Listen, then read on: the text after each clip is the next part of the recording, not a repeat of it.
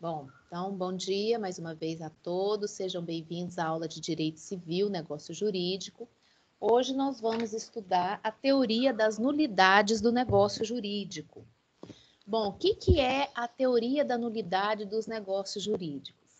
É aquilo que vai ser demonstrado no código, a invalidade, a nulidade ou a anulabilidade do negócio jurídico.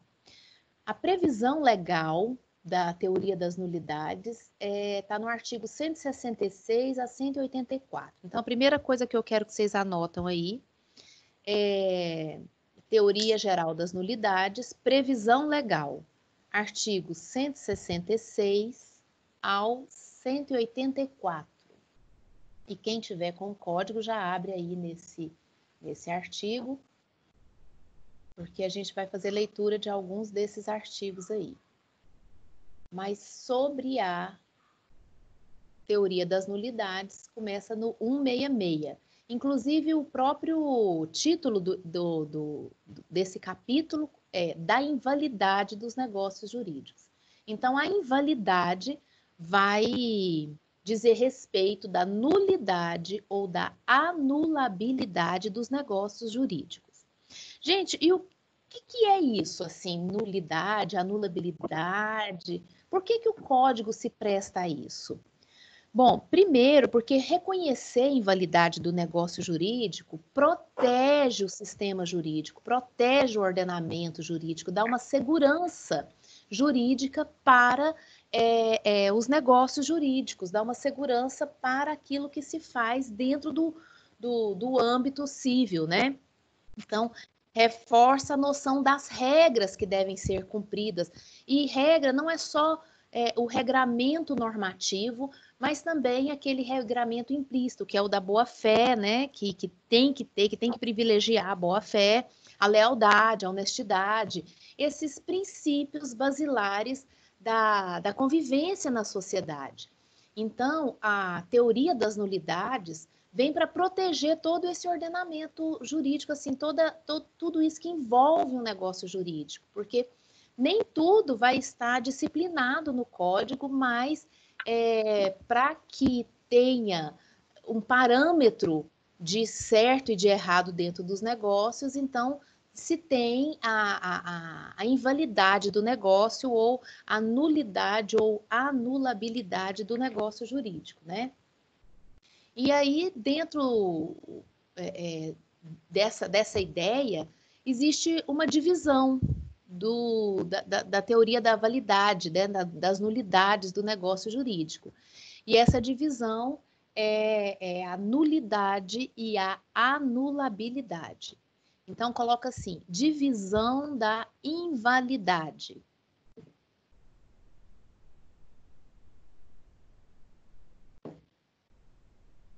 Divisão da invalidade dos negócios. Deixa eu ver se chegou mais alguém.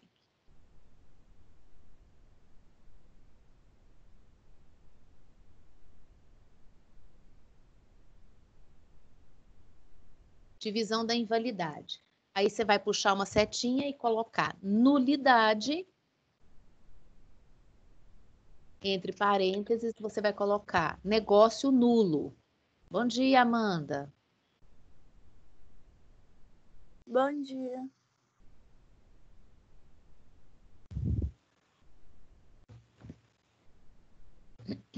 Você vai colocar assim, Amanda, divisão da invalidade do negócio jurídico. Vai puxar uma setinha e vai colocar nulidade. Entre parênteses, negócio nulo. E outra setinha, anulabilidade. Entre parênteses, negócio anulável.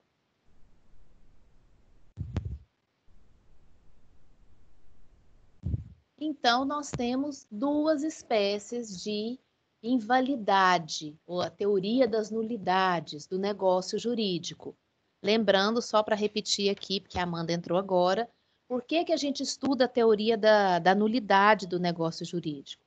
É para proteger os negócios, para proteger o negócio jurídico e para dar segurança jurídica nos negócios jurídicos, para dar aquela a importância da boa-fé. Outra pessoa chegou. Opa, tá só crescendo nossa aula. Para proteger e para dar aquela noção real de que as regras devem ser cumpridas, e regras não só objetivas, ou seja, que estão positivadas, mas as regras subjetivas também, que é a boa-fé. E a boa-fé está implícito a lealdade, a honestidade, né? A forma correta de se agir. Então, a teoria das nulidades é para proteger as regras que devem permear o negócio jurídico, e regras tanto no sentido objetivo, aquelas que estão positivadas, quanto aquelas implícitas, né, que está até dentro dos princípios do negócio jurídico mesmo, dos princípios do ordenamento civil. E aí nós temos uma divisão das nulidades.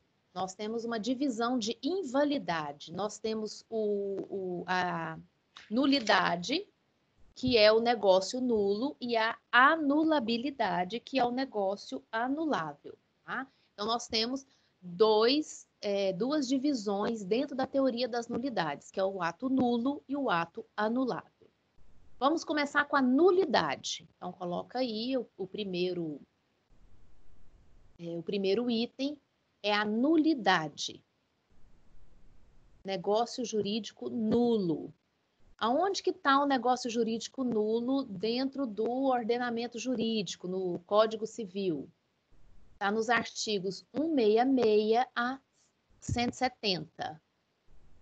166 a 170 vai falar sobre a nulidade. Ou seja, vai falar sobre o ato nulo. Olha o 166, como que ele já começa, gente? Quem tiver com código aí, acompanhe no artigo 166. É nulo o negócio jurídico quando? Então, ele já começa dizendo as hipóteses de nulidade do negócio jurídico. E olha que interessante o inciso 1. São 7 incisos. O inciso 1 já fala assim: celebrado por pessoa absolutamente incapaz. Vamos lembrar quem que é o absolutamente incapaz, turma? Lembram? De acordo com o artigo... Hã? Menores de 16? Exatamente. O absolutamente incapaz são os menores de 16, de acordo com o artigo 3º do Código Civil. Então, o menor de 16 anos que realizar um negócio jurídico, esse negócio jurídico, ele não é passível de ser confirmado. Ele não pode, segundo o código. Ah, mas meu primo tinha 15 anos, vendeu a moto e ficou por isso mesmo. Bom, gente, eu estou falando aqui de quando você recorre à justiça, estou falando do que é correto dentro da lei, tá? Que as pessoas fazem coisas, né, estranhas por aí, nós também sabemos que existe. Agora, dentro da lei, se um menor de 16 anos realiza um negócio jurídico, esse negócio é nulo, porque ele é absolutamente incapaz. E o que quer dizer esse negócio ser nulo? Qual que é o efeito disso, né? O negócio nulo, gente, o efeito dele é ex tunc. O que quer dizer isso? Eu vou ditar tudo isso para vocês, eu só estou dando uma geral, tá? O efeito ex tunc, gente, é que retroage tudo lá no início, como se nunca tivesse tido um negócio. Então, vamos voltar para o rapaz de 15 anos que vendeu a moto. A moto estava no nome dele. Por quê? Porque a pessoa pode ter o nome dela, porque quando você nasce, você tem personalidade civil, então você é sujeito de direitos e obrigações. Então, você tem direito de ter as coisas no seu nome, ok. Mas para você agir dentro da esfera civil, no mundo jurídico, no mundo civil, você tem que estar devidamente representado. Então, quem não estava e realiza um negócio jurídico, então aquele menino tem a moto, mas realizou o negócio jurídico sem a representação do maior, né, do representante legal dele, aquele negócio é nulo. Quer dizer o quê? Que volta como se nunca tivesse acontecido. Tem que devolver o dinheiro, devolver a moto, começa do zero. É como se nada tivesse acontecido. O ato é nulo. Não pode assinar um papel e falar, eu confirmo esse negócio. Não. Retroage desde o início. Então, se Como eu falei, isso aqui é para a gente saber como que a gente lida na demanda judicial. Isso aqui é para a hora que você precisa disso na vida concreta, né? Então, você tem um cliente que vem e fala, ó, meu filho vendeu a moto e esse negócio não está certo. Então, você pode argumentar, você vai entrar com uma petição para desfazer o negócio, você vai usar qual artigo de lei? O 166, inciso 1. O negócio é nulo porque foi celebrado por absolutamente incapaz. Aí desfaz o negócio, volta do zero. Esse efeito é chamado de ex-tunc. É X, espacinho, tunc, T-U-N-C. Então, a nulidade do negócio jurídico tem efeito ex-tunc. Todos esses elencados aqui no artigo 66, que é do 1 ao 7, inciso, gera negócio jurídico nulo e o efeito vai ser ex-tunc. Então, vamos anotar um conceito de nulidade. Conceito de nulidade. Nulidade é uma sanção. Essa sanção é com S e cedilha. Não é o sanção da Bíblia, com 2 S.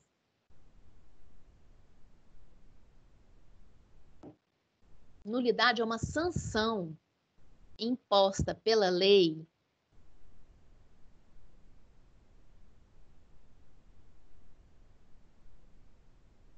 a um negócio jurídico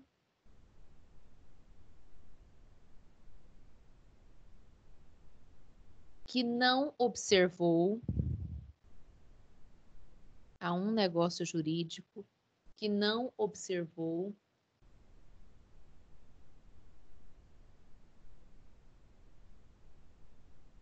determinados requisitos.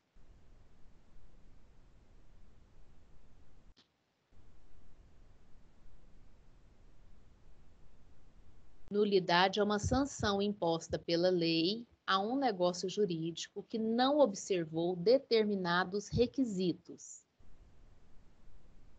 Ponto, continua.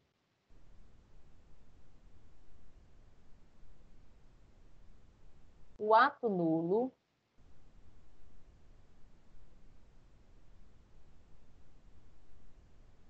viola norma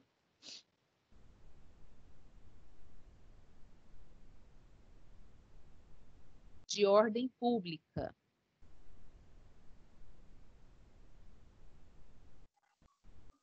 Professora, repete que eu me perdi. Do início, então, Bruna, vamos lá. Tá. Nulidade é uma sanção imposta pela lei a um negócio jurídico que não observou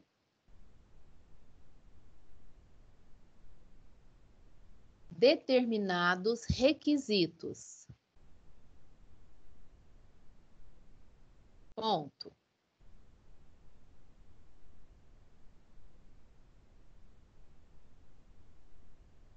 O ato nulo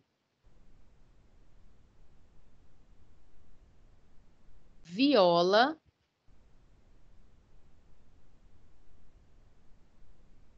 o ato nulo viola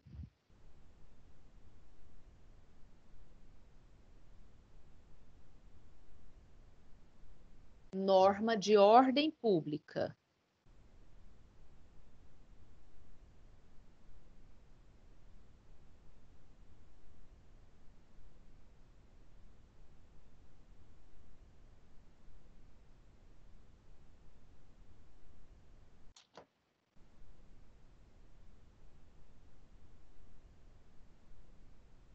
Só um minutinho, pessoal.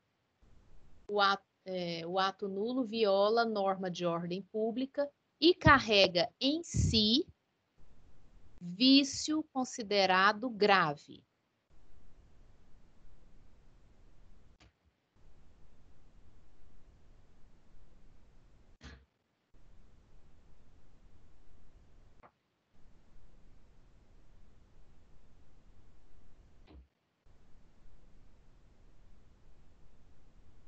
e carrega em si vício considerado grave.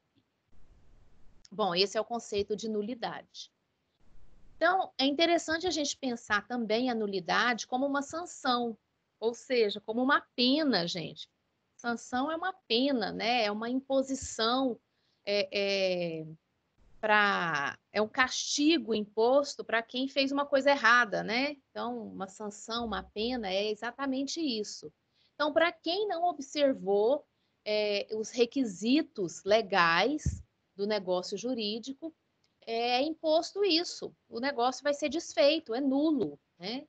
Então, é bom a gente pensar na nulidade como uma forma de sanção, exatamente para proteger as regras que devem de ser atendidas para o negócio jurídico, né? E olha que interessante, vamos ler aqui o 166, os requisitos que vão gerar a nulidade no negócio jurídico.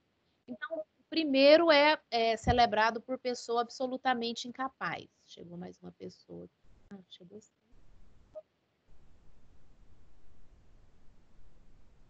Primeiro, então, é celebrado por pessoa absolutamente incapaz.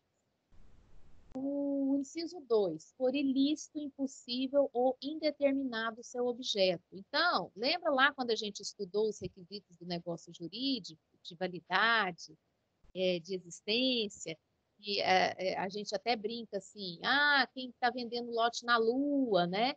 É negócio jurídico impossível. Negócio jurídico impossível, pode estar falando que é nulo. Então, ele não gera efeito nenhum, tá? Não vai gerar efeito. Quando fala que não gera efeito, gente, não gera efeito, não vai gerar dano, não vai gerar nada, vai simplesmente retroagir, como se nunca tivesse existido agora, tá? O motivo determinante comum a ambas as partes for ilícito. Olha só que interessante, isso é diferente do objeto ser ilícito, é o motivo que determina ser ilícito a ambas as partes. Então, eles querem fazer alguma coisa que é ilegal, né? Também vai gerar nulidade. Tá vendo como viola a norma de ordem pública? Tá falando de coisas ilícitas. Não revestir a forma prescrita em lei. Então, tem negócio jurídico que vai ter forma específica na lei. Lembra que a gente viu isso? A regra geral é que o negócio jurídico seja de forma livre, mas em alguns negócios específicos, o Código Civil vai falar como que deve de ser feito aquele negócio. E se não for atendido, o negócio será nulo. Aqui está falando que o negócio será nulo. Por quê, gente? Porque vai violar uma norma de ordem pública, uma norma do Código Civil, né? Por preterida alguma solenidade que a lei considere essencial para a sua validade, está dentro do outro, né? Precisa ser revestido de forma prescrita em lei, não foi. Tiver o objetivo de fraudar lei imperativa, por isso que a simulação, regra geral, ela é nula. Por quê? Porque a simulação, lembra que a gente estudou que na simulação o negócio está tudo ok. Você olha o negócio de um lado e do outro, está tudo certo no negócio. Mas o objetivo é fraudar a lei, declarar menor valor na compra e venda para recolher menos imposto. E isso é o objetivo explícito, né, de fraudar a lei. Então, esse negócio é nulo, por isso que a simulação, na regra geral, ela é nula. E o inciso 7 fala a lei taxativamente declarar nulo ou proibir-lhe a prática sem combinar sanção. Então, pode ser que algum negócio jurídico, o próprio Código Civil aqui, já fale assim, se fizer esse negócio, é nulo esse negócio, tá? Então, quando a própria lei disser que é nulo, ou outra lei, né, lei específica, disser que é nulo, tá bom? E é interessante que aí no artigo 167, que é o próximo, ele já começa a falar da simulação. Então, a simulação, na regra geral, está dentro da nulidade, do negócio jurídico nulo. Ok, gente, aí dentro da nulidade ainda, a gente escreveu o conceito, né?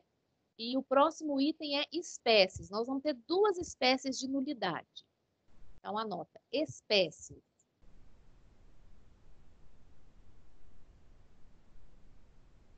Tem a nulidade absoluta e a nulidade relativa.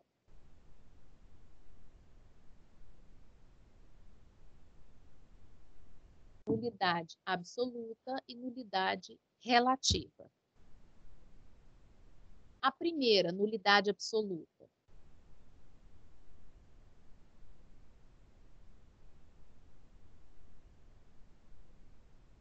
Anota o conceito da nulidade absoluta.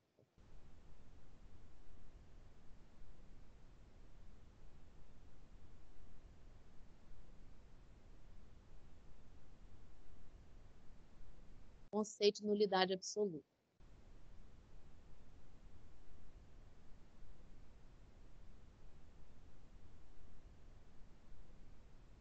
Nenhum efeito do negócio jurídico será admitido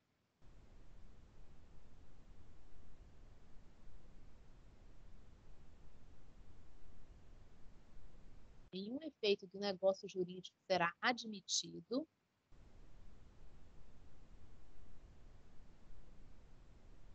e aqueles que foram produzidos deverão ser apagados. E aqueles que foram produzidos deverão ser apagados.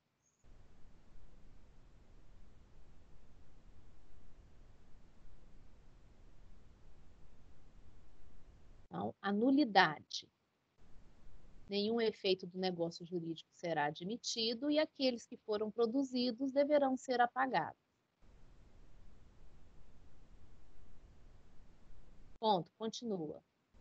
É a resposta da lei à tamanha ofensa. É a resposta da lei à tamanha ofensa.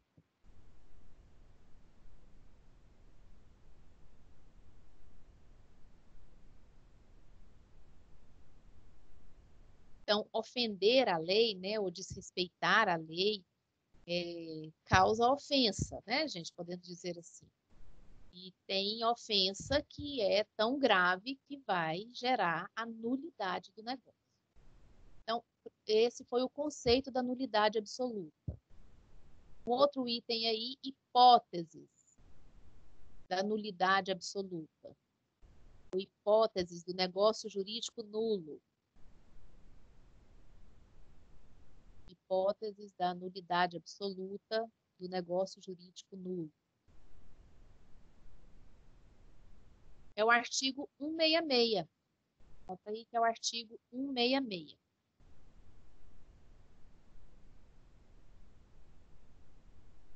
Então, são 7 incisos no artigo 166 que vão tratar da nulidade absoluta.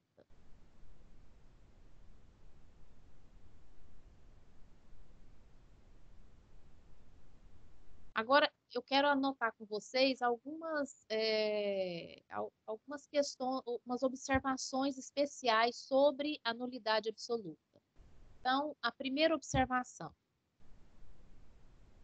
Quem tem legitimidade para alegar a nulidade? Quem que pode alegar a nulidade? E aí eu posso pensar um monte de coisa, mas antes de eu pensar um monte de coisa, eu tenho que procurar na lei, né, gente? Lembra que a nossa fonte de regra, de norma, de pensamento legal está sempre na lei. Nossa fonte é a lei. Aí está lá no artigo 168. Então, anota assim: legitimidade para alegar nulidade. Legitimidade para alegar nulidade.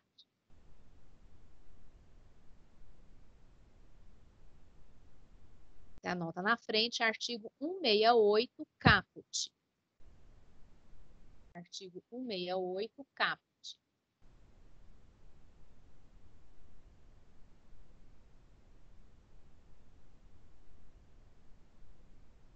Diz assim, ó, as nulidades dos artigos antecedentes, então está falando 166 e 167, podem ser alegadas por qualquer interessado pelo Ministério Público quando lhe couber intervir. Então, nulidade, gente, pode ser alegado por qualquer um.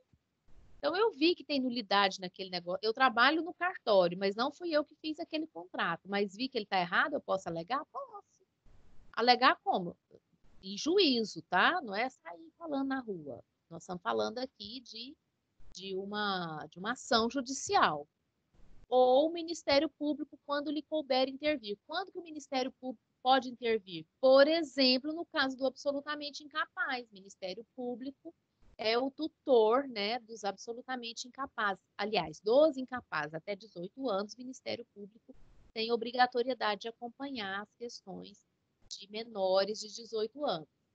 Então, quem tem legitimidade para alegar a nulidade, de segundo o Código, qualquer pessoa, qualquer interessado, não é pessoa, qualquer interessado. Eu estou interessada aqui porque eu trabalho no cartório e vi que isso é uma afronta à lei e o cartório fez errado, querendo fazer errado, sei lá, estou dando um exemplo hipotético. Eu sou interessada nisso, eu posso alegar? Posso alegar, tá? Ou senão eu trabalho na Secretaria da Fazenda, vi que está errado isso, posso alegar que houve simulação naquele negócio jurídico? Posso alegar que houve simulação naquele negócio. Ok? Outra observação sobre a nulidade absoluta. Quem deve pronunciá-la? Quem deve pronunciá-la?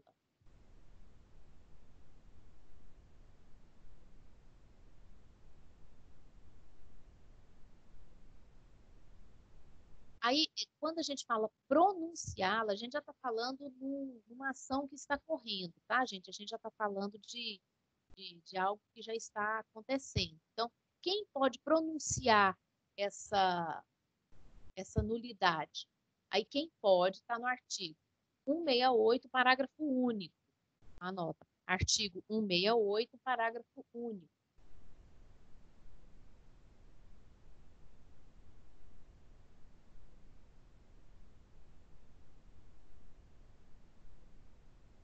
Diz assim: as nulidades devem ser pronunciadas pelo juiz quando conhecer do negócio jurídico ou dos seus efeitos e as encontrar provadas.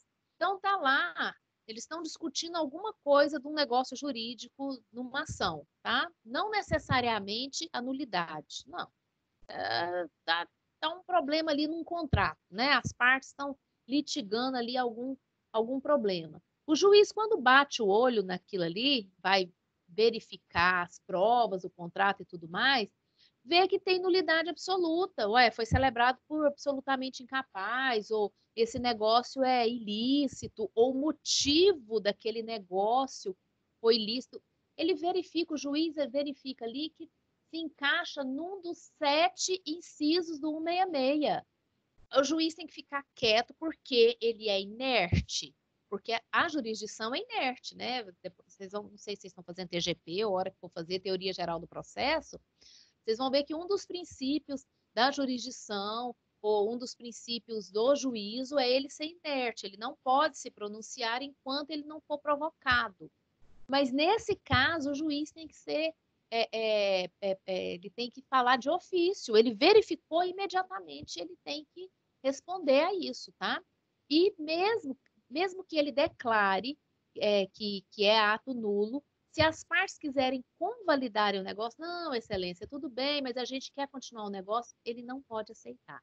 É o que diz o artigo 168. Que o juiz deve pronunciar de ofício, né? Não lhe sendo permitido supri-las. Então, não pode permitir, não pode suprir essa nulidade, ainda que as partes requeiram, ainda que a requerimento das partes, tá? Então, anota assim, na frente aí, vocês anotaram. Quem deve pronunciá-la? Quem deve pronunciá-la? Artigo 168, parágrafo único. E aí, anota assim na frente. O juiz de ofício.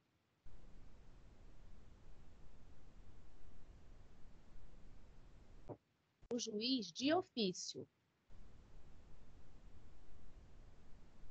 Mesmo que ninguém alegue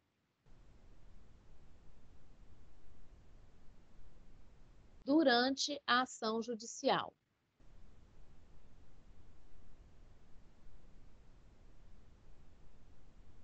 mesmo que ninguém alegue durante a ação judicial.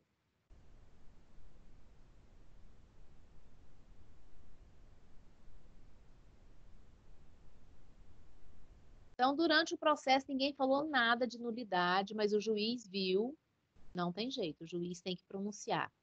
Porque como é uma afronta ao ordenamento jurídico, à ordem judicial, à ordem jurídica, então faz parte do ofício, faz parte do que o juiz das obrigatoriedades do cargo do juiz, tá? Uma outra observação. Prazo para a declaração da nulidade. Será que prescreve, passa do prazo? Quanto tempo tem para você poder argumentar a nulidade? Qual que é o prazo para a declaração da nulidade? Prazo para a declaração de nulidade.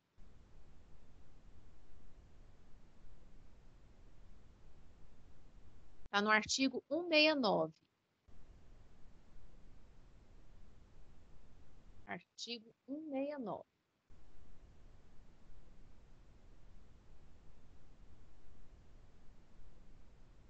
Aí, diz assim o artigo 169.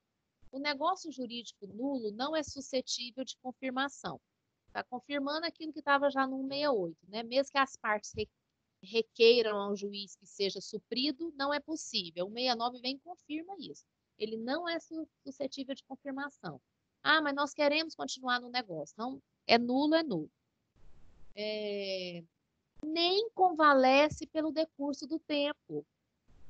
O que quer dizer isso, gente? Não morre, não perece, não se perde porque o tempo passou. Ah, eu perdi a oportunidade de alegar que o negócio é nulo. Não, o código está falando que não perece pelo decurso. Então, prazo para declaração, artigo 69 é auto-explicativo. Uma outra observação que eu quero falar aí da nulidade absoluta, anota assim, efeito.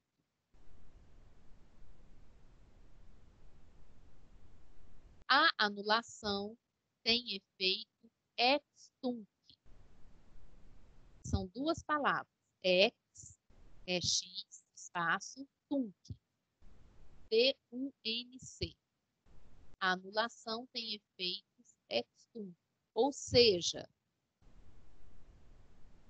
a anulação retroage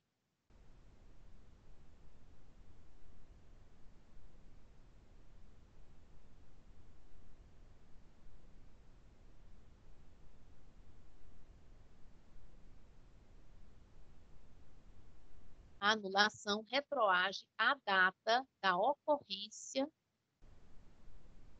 do vício. A anulação retroage à data da ocorrência do vício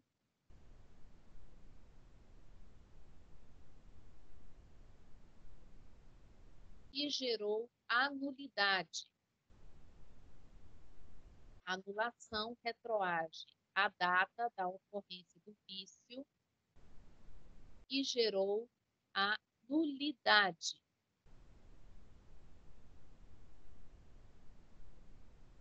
Invalidando-se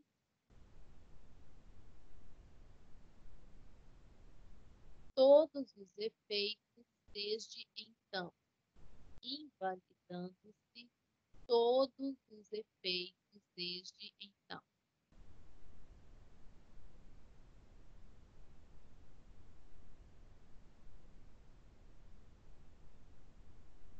Então, tudo que foi feito depois daquele negócio jurídico, gente, vai ser invalidado. Por quê? Porque ele vai voltar lá na data de quando que aconteceu o vício. Ai, mas tem um ano. Pois é, então volta lá na data e zera tudo. Ah, é isso que está falando o efeito ex-tunc, é como se nunca tivesse acontecido. E retroage à data da ocorrência do vício. Foi lá naquela data que tinha aquele vício, então volta lá e zera lá. É isso que é a nulidade absoluta. Bom, então, dentro das espécies das nulidades, nós temos nulidade absoluta, e aí na nulidade absoluta a gente viu o conceito, as hipóteses e algumas observações dentro da nulidade absoluta. A outra espécie de nulidade é nulidade relativa. Então, outro ponto aí. Nulidade relativa ou anulabilidade. Ou anulabilidade. Artigo 171.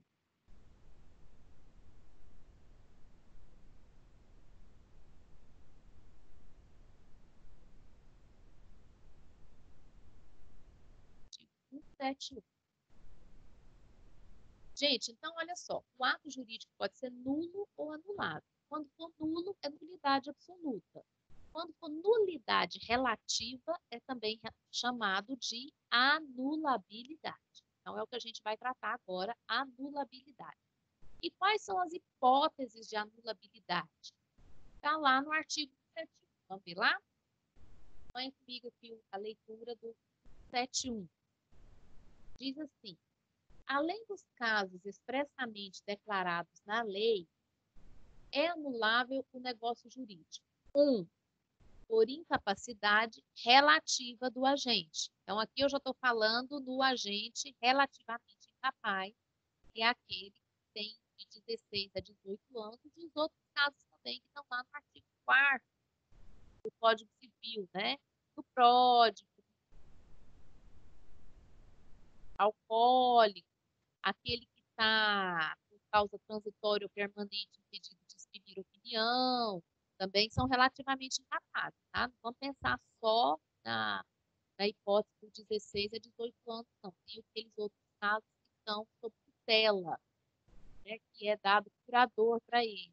Esses também são relativamente capazes de fizerem, se realizarem o negócio jurídico vai ser anulável. E o 2 do 7 por vício de erro, dolo, passado, fraude, que são aqueles defeitos do negócio jurídico que nós estudamos nas aulas anteriores. Então, os defeitos do negócio jurídico vai causar a anulabilidade do negócio jurídico. Em caso, qual vai ser caso vai ser negócio jurídico? E vocês lembram que caso específico onde o negócio será nulo, pessoal? Nem é exatamente isso. Quem sabe dizer?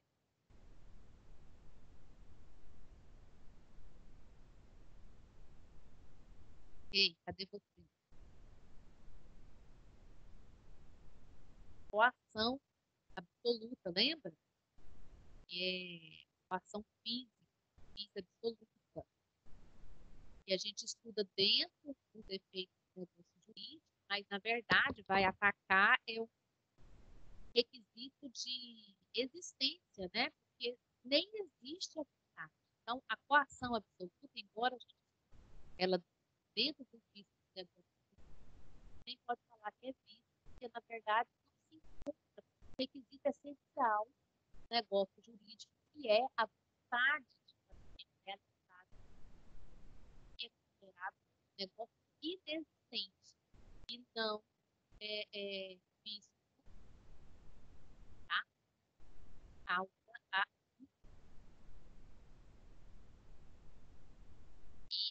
então, vamos notar um conceito, a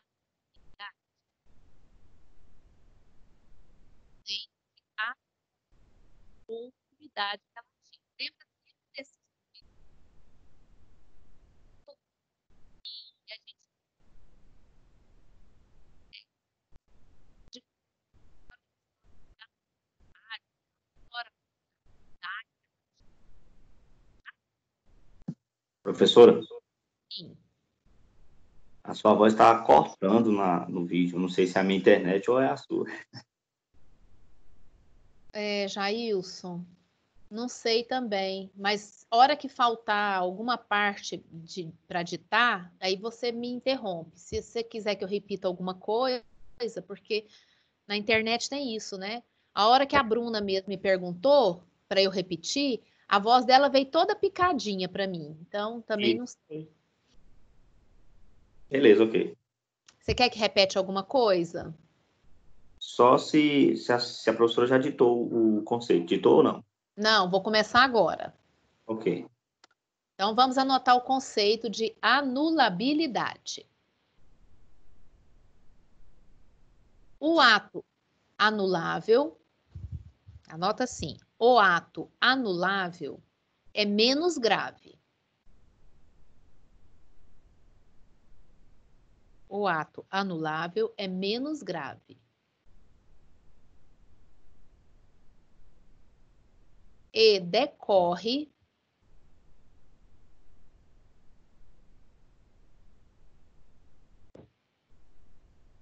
da infringência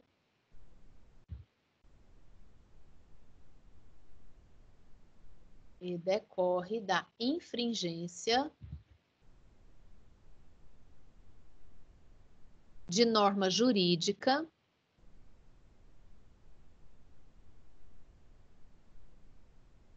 que protege interesses privados.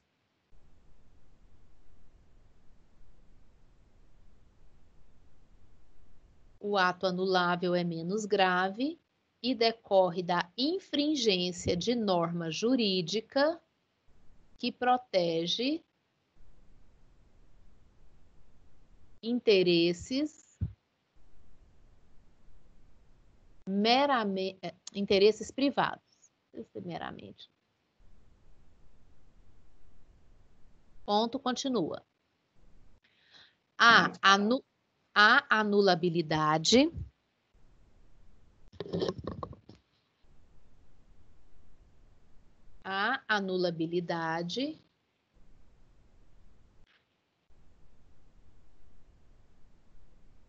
protege o consentimento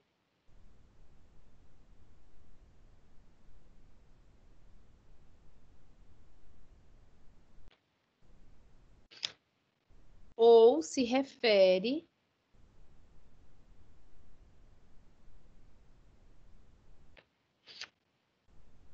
à incapacidade do agente. A anulabilidade protege o consentimento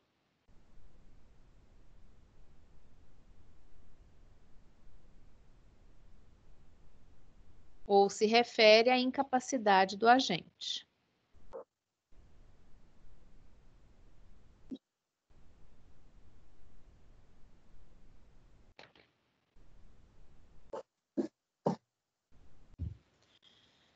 Ponto. Então, olha só, gente.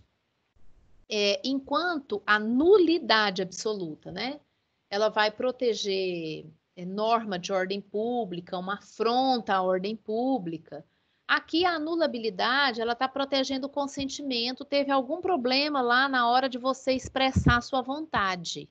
Lembra que é o vício do... Por isso que a gente fala que são vícios do consentimento. O inciso 2 do artigo 171. Na hora de você fazer o negócio, você teve erro ou dolo, né? Uma pessoa influenciou a sua vontade de forma maliciosa, ou te forçou de alguma forma, que é a coação, ou você estava sob estado de perigo, né? Então, a anulabilidade é para proteger o consentimento. Então, quando você vai em juízo, você poder falar em juízo que, ó, senhor juiz, o que aconteceu? Eu até tinha vontade de fazer o negócio, mas eu fui levada a fazer o negócio de outra forma. Então, eu quero que protege essa liberdade da minha escolha do consentimento. Então, serve para isso. Por isso que eu quero anular o negócio, porque eu não tive liberdade na hora de fazer, né, o que eu queria e tal. É mais para isso. Ou a incapacidade do agente, que aí é o inciso 1 ali, incapacidade relativa do agente, então, ou o menor de 18 e maior de 16, ou aqueles casos de que está sob curatela, também é ato anulável. Por que é ato anulável? Porque pode ser convalescido, porque ele pode ser confirmado, tá? E a gente vai ver isso para frente. Bom, então, primeiro aí é conceito da anulabilidade. O conceito é esse que vocês anotaram. Quais são as hipóteses de anulabilidade? Hipóteses de anulabilidade.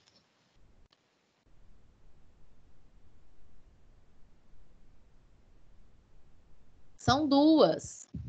É o inciso 1 e inciso 2 do artigo 171.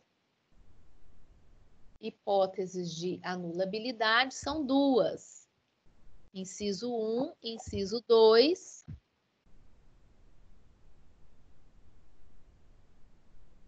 do artigo 171. Esse que eu li para vocês, né? Que nós lemos aí. Cheio de detalhe. Não é cheio de detalhe? Mas os detalhes estão todos na lei. Se vocês forem acompanhando os artigos, vocês vão ver que faz sentido. O próprio código trouxe nessa linha assim de raciocínio de desenvolvimento para a gente não ficar tão perdido, né? Pelo menos não é uma coisa em cada lugar do código, é tudo um atrás do outro, assim. Vou bem organizar. Então, essas são as hipóteses da anulabilidade. Agora, vamos anotar umas observações da anulabilidade, igual a gente anotou também da nulidade.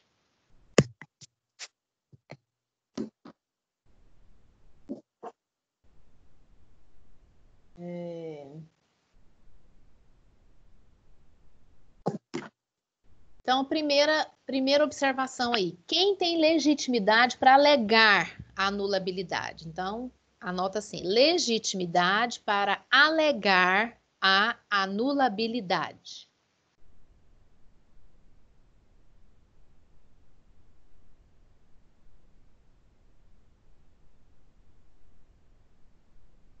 Legitimidade para alegar a anulabilidade.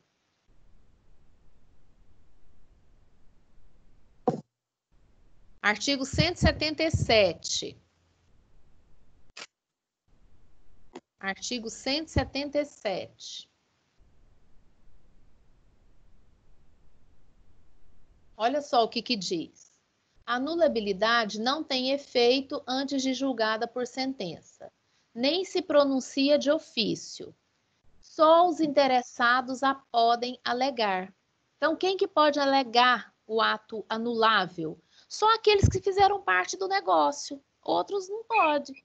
Eu trabalho no cartório e vi que aconteceu isso, eu não tenho nada com isso, porque não vai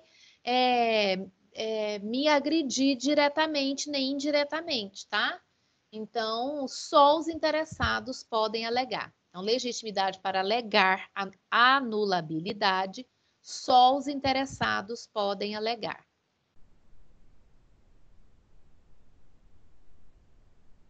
Está lá no artigo 177. Outra observação. Outra observação. Quem deve pronunciá-la? Então, agora a gente já está falando dentro do processo, né? Lá na nulidade, quem que deve pronunciar? O juiz de ofício. Então, o juiz viu imediatamente, ele já tem que pronunciar sobre aquilo. Mas na anulabilidade, quem deve pronunciá-la? O juiz também, gente, mas não é de ofício. Então, tá lá no artigo 177 também. Anota assim, artigo 177.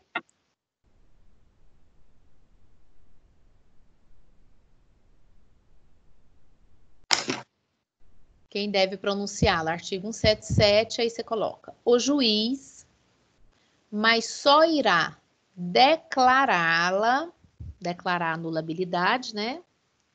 Só irá declará-la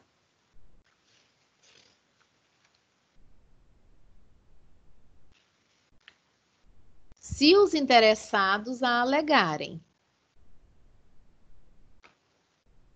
Se os interessados a alegarem.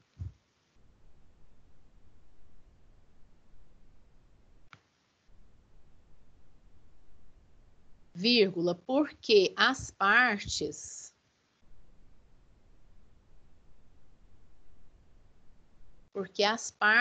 podem, em vez de anular o negócio,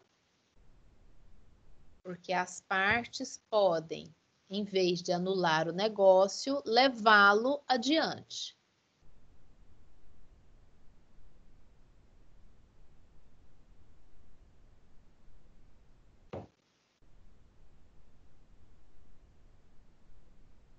Porque as partes podem, em vez de anular o negócio, levá-lo adiante. Tá lá no 177 também, turma. Isso. Olha só, vou ler novamente 177. A anulabilidade não tem efeito antes de julgada por sentença. Isso aqui está falando do efeito, que vai ser ex nunc, que é a outra observação da gente, mas segura isso aí. Nem se pronuncia de ofício, ou seja, o juiz viu que tem, mas ninguém falou nada, o juiz, tem que ficar inerte, não pode falar. Só os interessados a podem alegar, então é aquilo que a gente já notou lá em cima, e aproveita exclusivamente aos que o alegarem, salvo o caso de solidariedade ou indivisibilidade.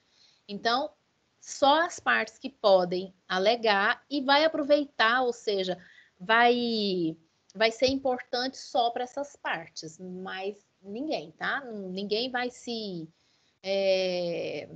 beneficiar desse negócio se ele for convalescido, se ele for confirmado. Então, só as partes que podem alegar, o juiz não pode fazer de ofício. Outra observação aí dentro da anulabilidade. Qual que é o prazo para a declaração da anulabilidade? Lembra que a nulidade, ele não perece com o decurso do tempo. Pode passar o tempo, mas se você alegar a nulidade, retroage lá na data que aconteceu o vício. Agora, o prazo da anulabilidade é diferente. Então, anota assim, prazo para declaração de anulabilidade.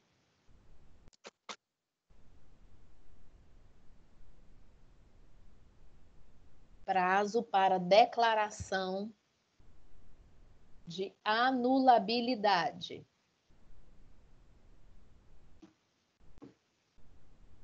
Artigo 178. Artigo 178. Vamos acompanhar a leitura do 178. Quem está com código aí, acompanha. Porque eu tenho 3 hipóteses para cada um dos vícios. Olha só. O prazo, na regra geral, é de 4 anos. Tá lá, 178. É de 4 anos o prazo de decadência para pleitear-se a anulação do negócio jurídico. Então, eu já sei que eu tenho 4 anos, porque senão decai o meu direito de declarar ou pleitear a anulação do negócio. Mas como que eu vou contar esses 4 anos a partir de quê? Aí vem, no inciso 1, no caso da coação, do dia que ela cessar. Então, a pessoa está sofrendo coação durante 4 meses. Vou contar isso de quando? De quando terminou a coação, quando cessou a coação. O inciso 2, do erro, dolo, fraude contra credor, estado, perigo ou lesão, do dia em que se realizou o negócio jurídico. Então, já foi diferente esse, tá vendo? A data, os 4 anos, conta a partir de quando realizou o negócio. E o terceiro, dos atos de incapazes, do dia em que cessar a incapacidade. Olha só que interessante. Lá no inciso 1 do artigo 171, não falou que os relativamente incapazes, o ato jurídico será anulável. Então, ele tinha 16 anos e realizou o negócio jurídico. Daqui 4 anos, contado de quando que eu vou poder, que eu posso ainda alegar? De quando ele fez 18, tá? Então, se ele tinha 16, de quando ele fez 18, na verdade, então eu vou ter 6 anos. Entenderam isso? Mais ou menos.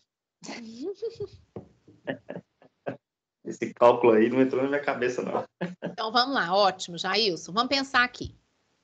O rapaz lá tinha 16 anos quando ele vendeu a moto, tá? Vamos pensar assim numa moto. Ele tinha uma moto, ele tinha 16 anos. Fez o negócio e ninguém percebeu, tá? Aí, quando ele tinha 20 anos, A pessoa que comprou falou, opa, peraí, esse negócio era anulável, porque ele era menor, ele tinha só 16 anos e ninguém acompanhou ele. Então, eu vou pedir anulação desse negócio. Aí vai na justiça pedir anulação desse negócio. Aí o advogado do menino de 16, que hoje já tem 20, muito esperto, fala assim, não, mas já prescreveu, porque já tem mais de 4 anos. Porque não era 4 anos que ele podia alegar? Sim. Certo? Aí ele fala, não, já prescreveu, tem 4 anos. Mas o advogado da outra parte é mais esperto, falou assim, não, mas a prescrição é 4 anos, mas contada do dia que cessou a incapacidade. Quando que acaba a incapacidade da pessoa? 18. Com 18. Então, eu vou contar 4 anos a partir dos 18. Então, ele tinha até 22 anos para alegar essa anulabilidade. Agora Então, entendi. ele pode alegar anulabilidade, sim. Entendido? Agora ficou legal a explicação. Ah, que bom. Ok? Então, aqui o 178 fala do prazo, o prazo é 4 anos, mas a contagem de cada vício do negócio jurídico é diferente, então tem que se atentar para isso quando a gente estiver lá num pleito concreto, no caso concreto, tá bom? Ok. E uma última observação da anulabilidade é os efeitos. Qual é os efeitos da anulabilidade?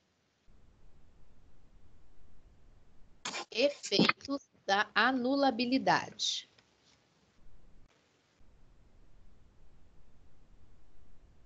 A anulabilidade tem efeito ex nunc. A anulabilidade tem efeito ex nunc. Aí você troca o T pelo N de navio. Ex nunc.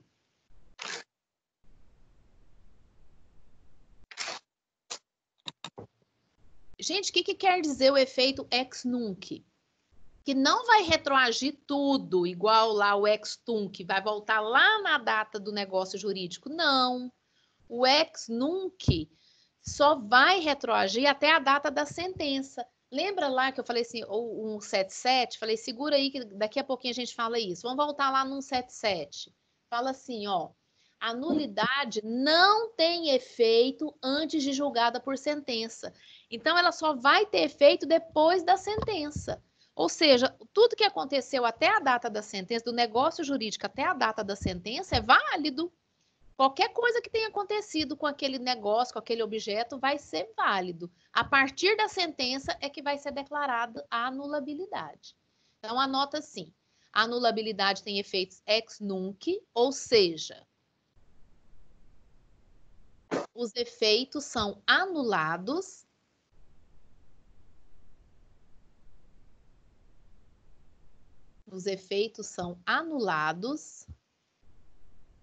a partir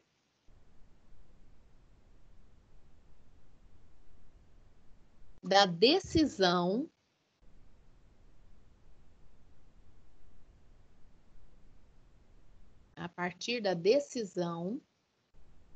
que declarou a anulação. A partir da decisão que declarou a anulação.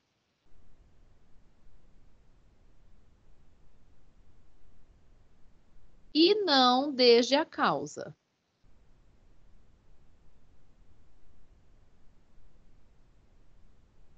E não desde a causa.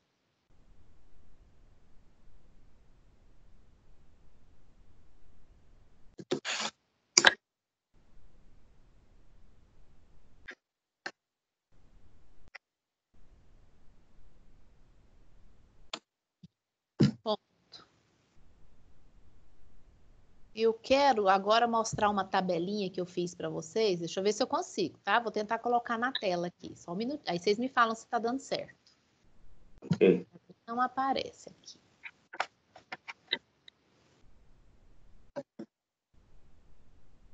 Tá aparecendo, pessoal? Não. E agora? Opa, peraí. Agora tá, né? Peraí.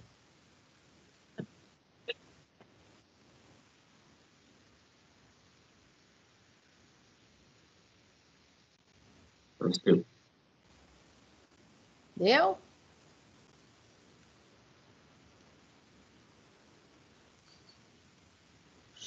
Peraí.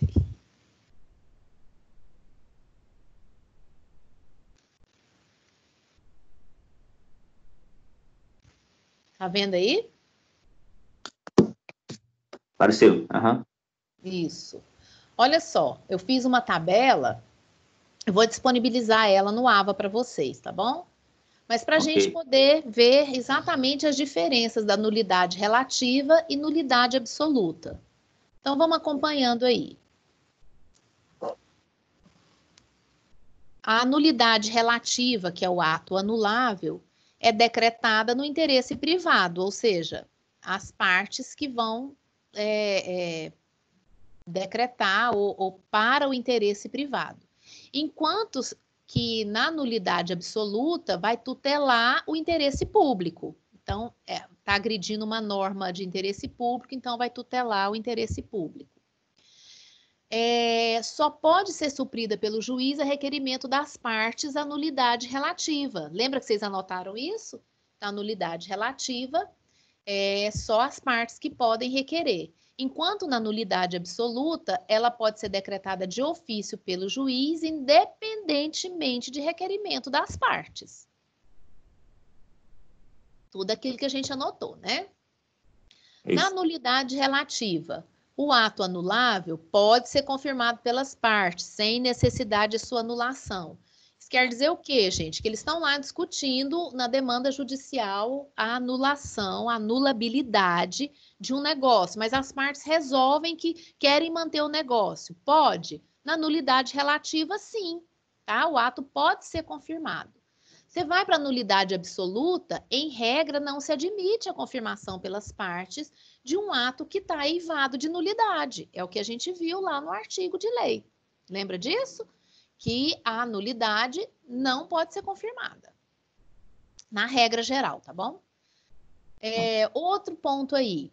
Não se opera a anulação do ato antes de julgado por sentença que tem natureza desconstitutiva, ou seja, não é considerado anulável antes da sentença, quando é na nulidade relativa.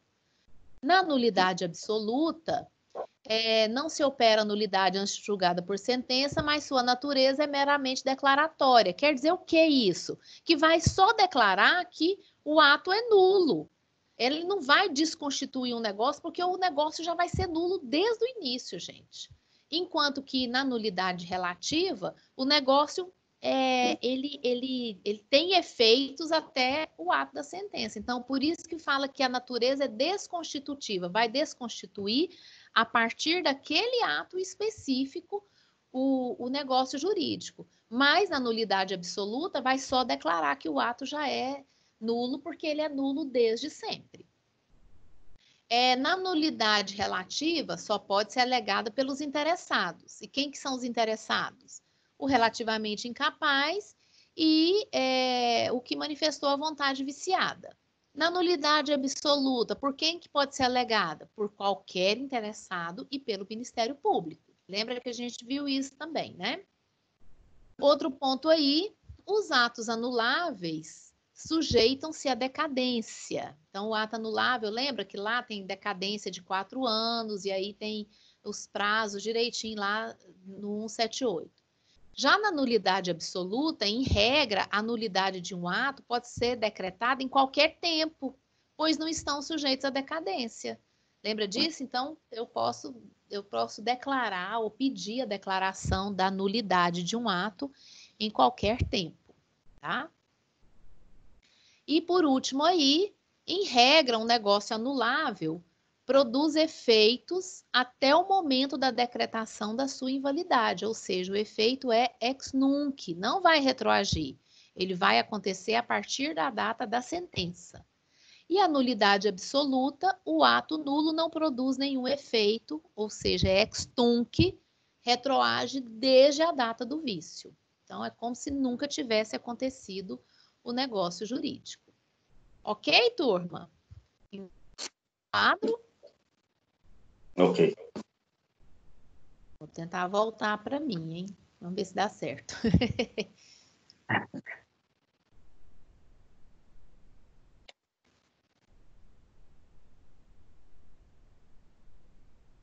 Opa! Voltou? Voltou. Né? Tá bom. Gente, assim a gente encerra, então, o estudo da teoria geral das nulidades. Então, vimos a nulidade absoluta e a relativa, a anulabilidade. Encerramos, assim, a unidade 2. Na aula que vem, nós vamos estudar toda a unidade 3, que é a responsabilidade civil. Vou tentar colocar num quadro assim para vocês também, um mapa mental da responsabilidade civil, que é super intuitivo, é um estudo muito bacana, muito gostoso da gente fazer. E eu conto com vocês aqui na próxima aula, sem sono e sem preguiça, hein, turma? Nada de ficar com frio e não acordar para a aula, porque agora nós vamos ter frio todos os dias de manhã, hein? Alguma dúvida? Às vezes o engarrafamento que atrapalha o aluno chegar na aula. É verdade, Jailson, não estava contando com o trânsito. Bom, turma, eu não sei quando que a gente vai voltar nas aulas presenciais, mas quero dizer que eu estou com saudade de vocês.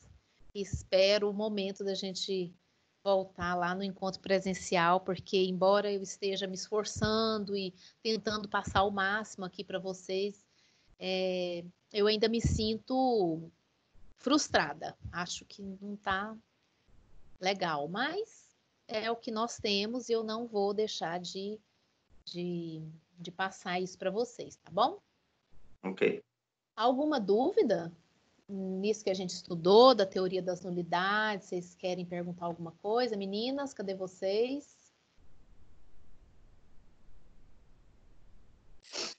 Tá tudo tranquilo por aqui. Tá, né, Amanda? Você tá tomando café, Amanda? Não, eu tô deitada. Luane, você tá tomando café, Luane? Tô deitada também. Ei, meu Deus do céu. Tá bom, meninas. Eu vou, então, disponibilizar a aula, tanto no link da faculdade, quanto no YouTube também. E vou disponibilizar também essa tabela. A tabela vai ser só na aula do AVA, tá bom? E aí a gente fica por aqui hoje, ok, turma? Muito obrigada. Bom feriado para vocês, bom final de semana. E não deixem de fazer as atividades após aula, tá? É muito importante para a fixação do conteúdo. Que atividade é essa? Oi? Lá no portal tem as atividades da pós-aula. Ah, o AVA, né? No AVA, tá? Depois eu vou passar uma atividade para vocês também, para fixação, mas eu quero passar a atividade da responsabilidade civil. A gente vai estudar um pouquinho sobre a responsabilidade civil, vou passar uma atividade para vocês, mas depois da aula que vem, ok? Um abraço a todos. Até a próxima.